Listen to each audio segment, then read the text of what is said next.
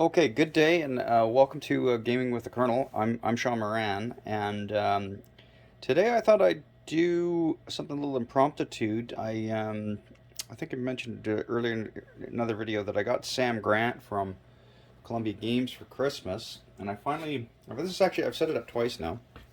Uh, Sorry, and this is a 1997. It's got to be a Tom Dagliash. I'm sorry, I should have that stuff too, but I don't remember exactly who was all involved. But I had it set up before, and I was doing the 1861 scenario, and then I read some stuff, Board Game Geek saying you should go with the 1863 scenario to start with, because it'll give you a better game, I guess, or to learn it. So. Anyways, that's what I've done. I tore it down and I set it up again, and I thought I'd do a little bit of chatting about where I am with it right now. I'm only a few turns in. I've made it past I guess 2 months after you do the pass rules, and I thought I'd give some initial thoughts. So first off, I'd say very similar to Bobby Lee. I think it's generally believed that Bobby Lee's maybe the better game. Maybe that's because they revised it or whatnot, but it's really a lot of the same rules. There is some differences, namely in terms of the actual when dealing with the battle board. You can actually, in order to force a route, you actually have to have the center routed, meaning that you have to occupy your enemy's center space. There are no units in it, and then that forces the route. Which means for the left and the right flanks, you can actually have your units, let's say, advancing and taking the enemy's left or right, and they can do something called enfilade fire, which is kind of interesting. It's kind of a neat rule. But so the game itself, it's using some of the older style, not blocks, but counters, or not counters, stickers. You can look at see these are quite maybe the older sort of generic, where it's just Confederates have a sort of a tan background, no real names or sort of unit identifiers on it or anything like that. Let me grab a leader one. I think this is supposed to represent. I think this one's actually supposed to represent Grant. It just says Tennessee down there in the lower right-hand corner. Unlike the Bobby Lee game where they revamped it and you actually have the pictures of the leaders on and whatnot. I think there was some talk of this being revised, but I don't think that's actually in the works. I haven't seen any real traffic on that whatsoever. Another thing to note is that you can actually play this game at the same time as the Bobby Lee game. They don't actually join in terms of maps, but you have them separated, and you can actually, using strategic move, you can move your forces back and forth from both maps, basically, which apparently was done anyways. There was some strategic movement of forces in those campaigns. So let's take a pause here. I'm going to change camera angles, talk a little bit, and then I'll probably pause it there because I actually have to finish playing the game.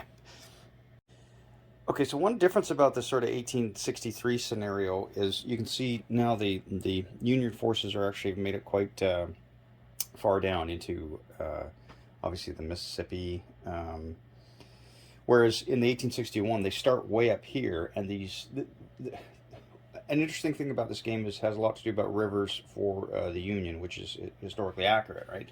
They use the rivers and riverboats to get down and move around using strategic movement in this game. Now, if ever there are Confederate forces in what are called fortresses or forts, that blocks that movement. But in the 1861 scenario, you're kind of all cramped up here. You can't get across these big rivers unless you use strategic movement. The only way you can use strategic movement if you're using your supreme headquarters, and you use up those headquarters points quite quickly. And then you have to rebuild them, meaning that probably the first turn or two you're going to keep passing so that you can build up your supreme headquarters to move that down. So in the 1863 scenario, you're already down here. But having said that, I'm already finding that I am having to use my supreme headquarters points a lot, just because I have to try to get these Union forces across the Mississippi in order to engage these Confederates over there. So that's interesting. It's a challenge. That's what's going on over there. Now, in terms of the Confederates up here, they actually started with some of their headquarters were a little lower than you'd hope for. But anyways, I've gotten them built up, and I've started to at least maneuver them to what I hope to get is to start getting some engagements on the Union forces. But we'll see what happens. You can see where I've kind of got larger groups surrounded there, but it also comes down to who goes first in the turns, right? Because if you engage, knowing these games, if you engage a certain hex, there's always reinforcements that can come in from the the opposite side. So you gotta be mindful of that. Other thing I'll just note, because I see it right now, is there's an F on this cavalry unit here. This is supposed to represent a Forester. Geez, I can't remember rank, because that was General Forester or whatnot. It might have been Colonel. He has some special ability that he does not need a headquarters to actually activate to move. He can just move and do his own thing, which is kind of neat. And I think the idea about that is you try to get him in behind the supply lines of the Confederate or the Union forces rather, and if supply is affected, if you can cut off the supply lines from rail to the supply points that are on the edges of the map. In fact, I don't know if you can see one here, just like a circle with a half on it. That's a Confederate one, and the other ones for the Union are in blue. Then anyway, so that Forester unit can actually affect that. So I don't think there's much more to say. I'm finding the beginning, it's a lot about moving and building up some forces, and less. I think I've done a couple of attacks, but they've been quite minor in nature. I'm kind of maneuvering to get into, what'll likely be some sort of decisive battle. Then, we'll see what happens from there. Yeah. Okay. I'm going to go back to the game. Okay, here we are back. I've actually finished the game. I didn't actually get to the last month. I actually made it to March before it just was obvious that there was no way that the Union was going to win. In terms of, in fact, what it was going to be is a stalemate. The Confederates, as long as they last, they continue to gain a victory point, and the Union really needs to take these victory cities or towns or whatnot with their victory points and actually to win. So what did I learn? What do I think? So one of the things I found is that to cross major rivers, especially the Mississippi and up here, you start off in this 1863 scenario with Sam Grant and a bunch of guys over here, and it gets into a big of a quagmire. When you're trying to cross them, you've got to use your supreme leader or your Union supreme headquarters, and it costs double the points to actually get like a block across a river because it's in unfriendly territory. So I tried that, got a couple blocks across. They immediately got beat up by the Confederates. And then at one point, because of this, the Vicksburg was here, and I tried to maneuver some guys around. I put myself out of supply, and you start losing, steps as that thing goes on. I was trading some blows over here on sort of this main sort of defensive line, around Tennessee and whatnot, and nobody was really making any gains there. So in the end, I finally used strategic movement wisely, but instead of trying to cross the major rivers, I was doing some rail movement and some other stuff to get enough bulk forces up here to actually take Vicksburg, which I did. However, before that, my sort of first big battle was in Gainesboro, and in that particular fight, I went through the entire day, and I went through like another night. In fact, what happened in that one?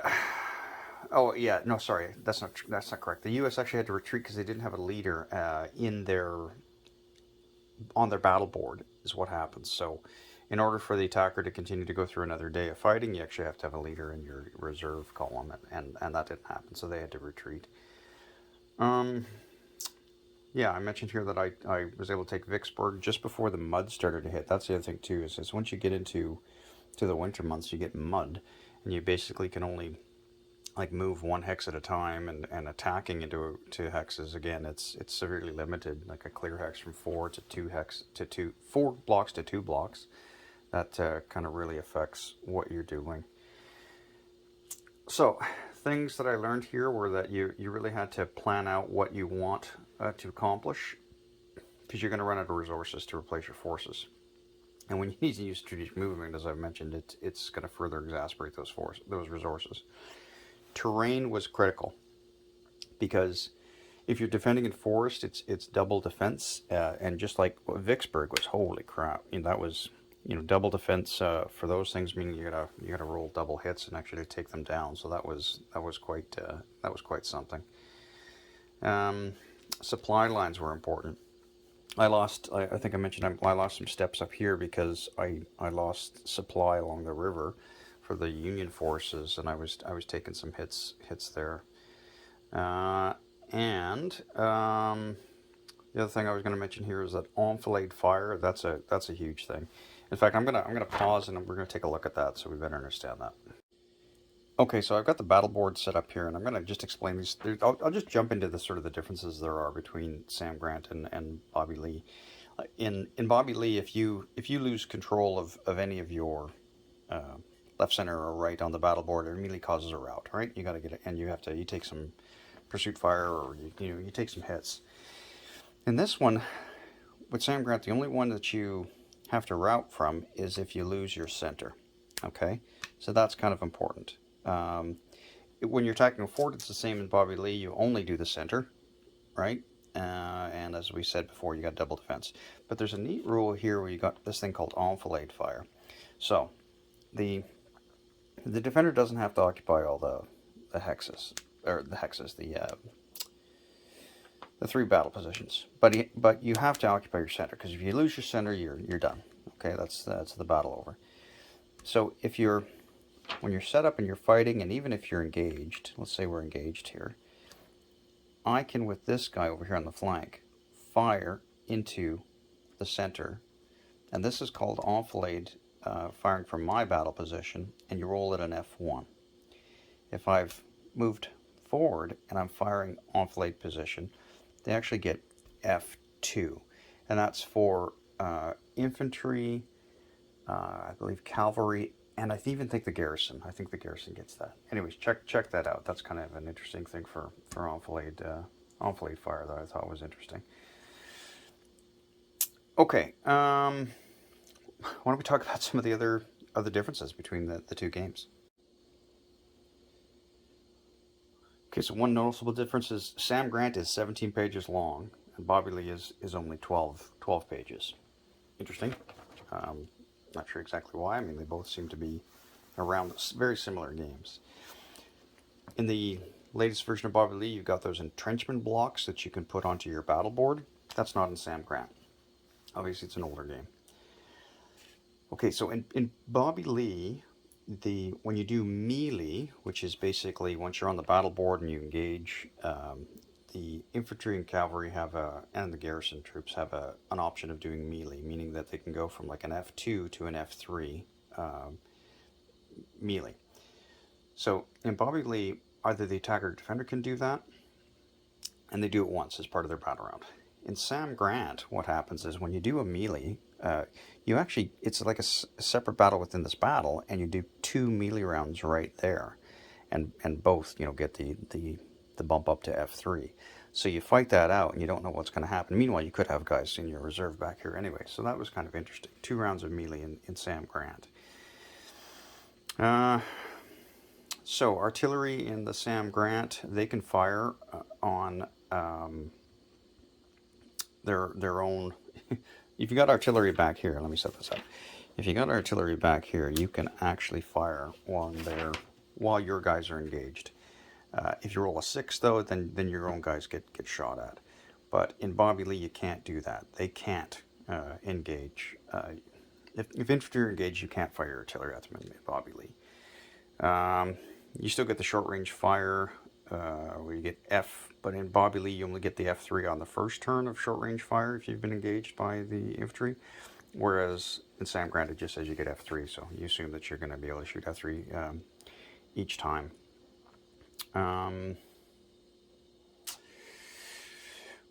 Oh, when you go through an entire day on the battle board and you get to the night turn, in Sam Grant, it's only the attacker that must have a leader in order to carry on to fight another day. But in Bobby Lee, it says the defender needs a leader as well. So there's just a couple of different rules there between the two. Okay, so well, what do I think about Sam Grant? I liked it. Yeah, I like there was a feel of history in it. I got the sense, the little I know about the campaign, it was a lot about the rivers. There was a lot of slogging through marshes.